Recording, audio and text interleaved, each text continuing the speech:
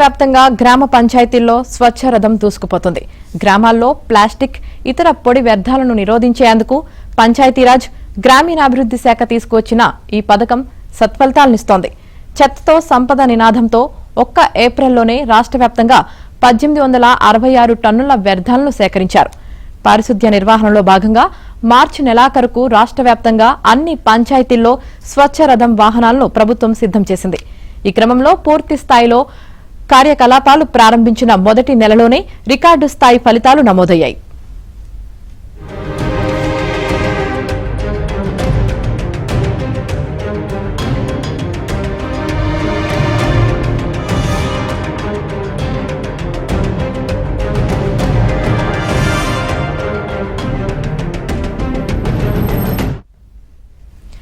రాష్ట్ర వ్యాప్తంగా గ్రామీణుల నుంచి మొత్తంగా 1866 టన్నుల పొడి చెత్తను సేకరించి దానికి బదులుగా 3.31 కోట్ల విలువైన నిత్యావసర వస్తువులను అందించారు.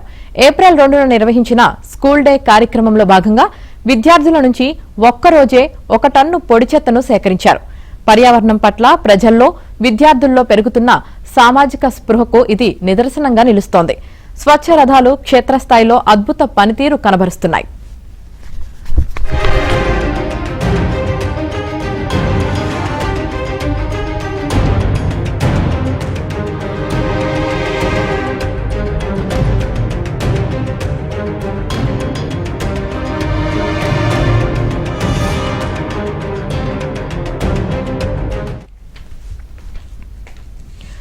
సగటున ఒక్కో వాహనం ప్రతిరోజు 190 కిలోల పొడి చెత్తను సేకరిస్తూ దానికి బదులుగా సుమారు 3420 విలువైన వస్తువులను పంపిణీ చేస్తోంది. 1 కేజీ పొడి చెత్తకు సగటున 18 విలువ గల నిత్యావసర సరుకులు అందుతున్నాయి. ఈ లావాదేవీలలో పూర్తి పారదర్శకత పాటించేందుకు గాను మార్కెట్ ధరల ప్రతిపాదికన పొడి చెత్త విలువను నిర్ణయించే అధికారాన్ని మండల పరిషత్ అభివృద్ధి అధికారికి కల్పించారు.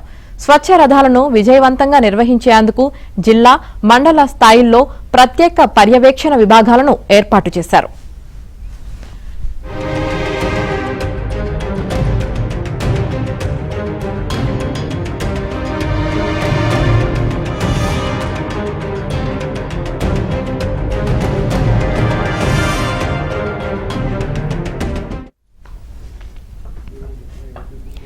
గ్రామ స్థాయిలో పంచాయతీ అభివృద్ధి అధికారి నేతృత్వంలో స్వచ్ఛ రథం ప్రయోజనాలు, తద్వారా కలిగే లాభాలపై ఇంటింటికి వెళ్లి అవగాహన కార్యక్రమాలు నిర్వహిస్తున్నారు.